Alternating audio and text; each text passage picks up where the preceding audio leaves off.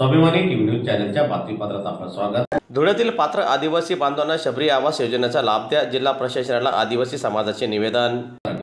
शबरी आदिवासी आवास योजनेचा लाभ धुळ्यातील पात्र आदिवासी बांधवांना न मिळाल्याच्या निषेधार्थ आज राष्ट्रवादी काँग्रेस शरद पवार पक्ष आदिवासी आघाडीतर्फे धुळे जिल्हाधिकारी कार्यालयासमोर आंदोलन करण्यात आले। दरम्यान आदिवासी समाजाला शबरी आवास योजनेचा लाभ मिळालाच पाहिजे यासह इतर मागण्याबाबत घोषणाबाजी करत धुळे जिल्हाधिकाऱ्यांना विविध मागण्यांचे निवेदन सादर करण्यात आले। दरम्यान यावेळी आदिवासी समाजातील महिला पुरुष मोठ्या संख्येने आजच्या या आंदोलनात सहभागी झाले होते। आदिवासी समाजाच्या वतीने माननीय जिल्हाधिकारी साहेबांना आदिवासी समाजातर्फे निवेदन देण्यासाठी आलेलो आहोत।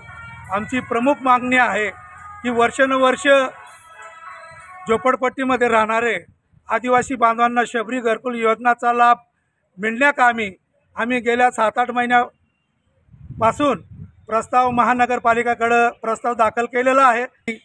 जिल्हा प्रशासनाचं वचक नाही, आदिवासी मंत्र्यांना मानत नाही, तर सामान्य माणसांना कोण मानणार आहे। म्हणून या ठिकाणी आम्ही माननीय कलेक्टर साहेबांकडे आमचे रडगाराने घेऊन आलेलो आहोत। जर आमची मागणी 8 दिवसाच्या आत हे सर्व अर्जदारांचे घरकुलांचा प्रश्न सुटला नाही तर मी बेमुदत उपोषणला आमरण उपोषणला बसणार आहे। जोपर्यंत माझ्या आदिवासी बांधवांना घरकुल योजनेचा लाभ मिळत नाही तोपर्यंत मी आमरण उपोषण करेल, मरेल पण चालेल।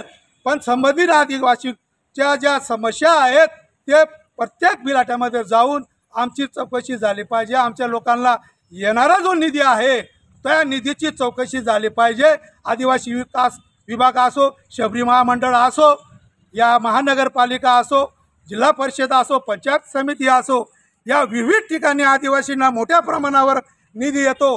परंतु आमच्या रडगाराने देशाला 75 वर्ष झाले तरीसुद्धा आमचा प्रश्न सुटलेला नाही। देशाच्या स्वातंत्र्यापूर्वी आणि स्वातंत्र्यानंतरसुद्धा आम्ही आमच्या प्रश्नासाठी आम्ही सतत भांडत आहोत।